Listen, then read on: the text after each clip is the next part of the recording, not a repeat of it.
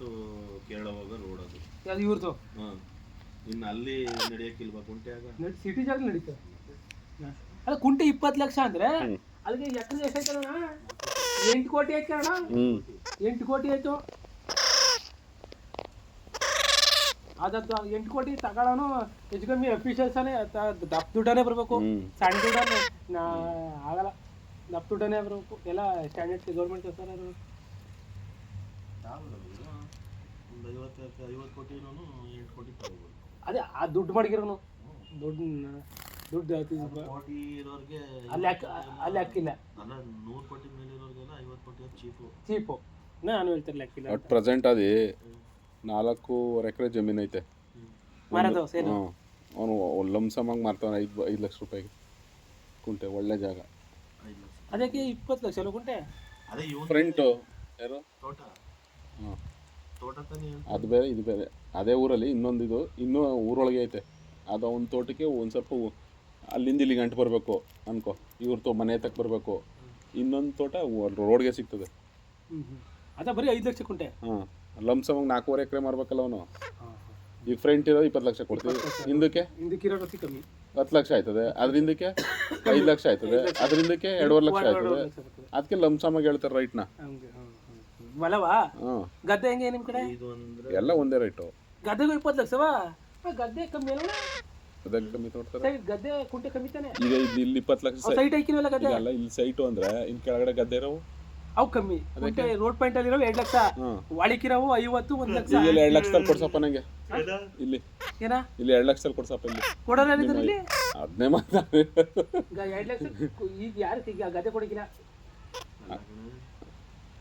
ಗದ್ದೆ ಯಾಕೆ ಸೈಟಾ ಎಲ್ಲ ಮಾಡ್ತೀನಿ ಮಾಡ್ಬೋದು. ಒಬ್ರು ಈಗ ಗದ್ದೆ ನೀರಾಡೋ ಜಾಗ ಸೈಟ್ ಐತೆ. ಗದ್ದೆಗೆ ಮಣ್ಣು ನೋಡಿದ್ರು ನಾವು ಪುಷ್ಟಿ ಮಾಡ್ಕೊತೀವಿ. ಎಲ್ಲ ಮಾಡ್ಕೊಂಡು ಮಾಡ್ಬೋದು. ಈ ಪಕ್ಕದಲ್ಲಿ ಈಗ ಗದ್ದೆ ಮಾಡಿರ್ತಾರೆ, ನೀವು ಸೈಟ್ ಮಾಡ್ತೀರಿ. ಈಗ ಹಿಂಗೆಲ್ಲ ಹೇಳ್ಬಿಟ್ಟಲ್ಲ. ಈಗ ಹೈವೇಲ್ ಹೋಯ್ತಾನೆ ಒಂದು ರೆಸಿಡೆನ್ಸಿ ಕಟ್ಟಬೇಕು.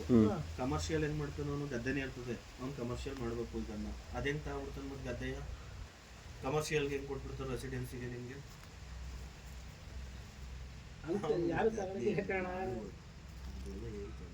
ಗದ್ದೆ ಆದ್ರೆ ಅಲ್ಲ ಅಪ್ಪ ಗದ್ದೆ ಸೈಟ್ ಸ್ವಲ್ಪ ಕಷ್ಟ. ಹೊಲ ಅಷ್ಟೇ. ಅದಕ್ಕೆ ನೀರು ಬೀಳಬಾರ್ದು ಅಷ್ಟೇ. ಅಷ್ಟೇ ನೀರು ಬಿದ್ದರೆ ಬೆಳೆ ಭೂಮಿ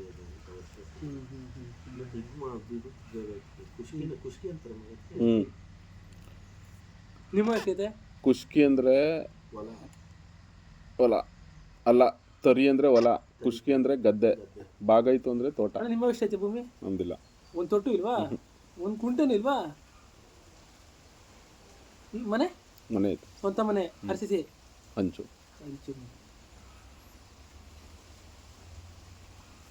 ನೀವು ಒಬ್ರೇನಾ? ಇಬ್ರು. ನೀವು ತಮ್ಮ ಅವರ ಅಣ್ಣ? ಅವ್ರೇನು ಮಾಡೋದು? ಅವರು ಗ್ರಾಮ ಪಂಚಾಯತ್ ಅಧ್ಯಕ್ಷರು. ಅಲ್ಲ ಮತ್ತೆ ಒಂದು ಹೊಲ ಇತ್ತ ಮಾರ್ಗಿರೋದು ನಮಗೆ ಗೊತ್ತಿಲ್ಲ.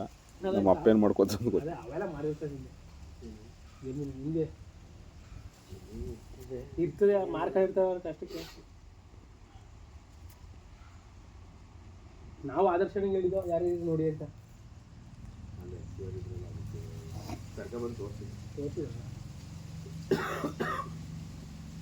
ಅದು ಅವ್ರು SCR ಇದ್ರೆ ಅವ್ರು ಪಾಡ್ ಸೈಡಲ್ಲಿ ಇದ್ರು. ಅವ್ರಿಗೂ ನಮಗೂ ವ್ಯಾಲ್ಯೂ ಇರಲ್ಲ. ಬಟ್ ಅವ್ರು ಇಂಪ್ರೂವ್ಮೆಂಟೇ ಆಗಲ್ವಲ್ಲ. ಅವ್ರು ಅದು ಎಷ್ಟೇ ಇದ್ರೆ ಅವ್ರಿಗೆ ಎಂತ ಗೌರ್ಮೆಂಟ್ ಕೆಲಸ ಕೊಟ್ಟರು ಯಾರಿಗೆ ಹೊಡೆದೇ ಬಿಡ್ತವೆ.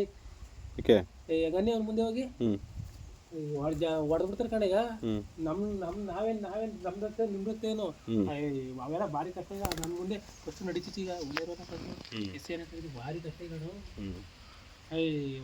ನೀವೇ ನಾವು ನಮ್ಕಿಂತ ಅವರೇ ಚೆನ್ನಾಗಿ ಬೆಳೆದವ್ರು. ಈಗ ನಾವೇ ಕೆಳಗಾಗಿರೋದು. ಅವ್ರ ಮುಂದೆ ಅವ್ರು ರೋಡಲ್ಲಿ ಹೋಯ್ತಾರಣ್ಣ, ಬಟ್ಟೆ ಹಾಕೊಂಡು ಹೋಯ್ತಾರಣ್ಣ. ನಮ್ಗೆ ಒಂಥರ ಅವಮಾನ.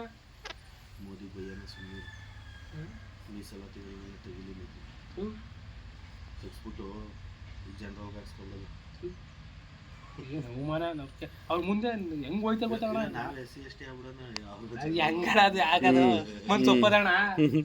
ಯಾವುದೇ ಕಾರಣಕ್ಕೆ ಹೋಯ್ಲಿ ನಾವು ಕೆಳಗೆ ಮಟ್ಟಲ್ಲಿದ್ರು ಅದಕ್ಕೆ ಹೋಲ್ಸ್ಕೊಂಡ್ರೆ ನಮ್ಮನ್ನೇ ನಾವು ಹಿಂಗಿದ್ರು ಮುಂದೆ ಸೊಪ್ಪಲ್ಲ ಯಾವುದೇ ಕಾಣಕ್ಕೆ ಹಿಂದಿನ ಬಂದ್ಬಿಟ್ಟು ಸಂಪ್ರದಾಯ ಬೇಕಾದ್ರೆ ಹುಟ್ಬೇಕಾದ್ರೆ ಆ ಜಾತಿ ಹುಟ್ಟಿದ್ರೆ ಅದೊಂಥರ ಅಣ್ಣ ಈಗ ಆಯ್ತೀನಿ ಅಂದ್ರೆ ಅದು ಯಾವುದೇ ಕಾಣಕ್ಕಾಗಲ್ಲ.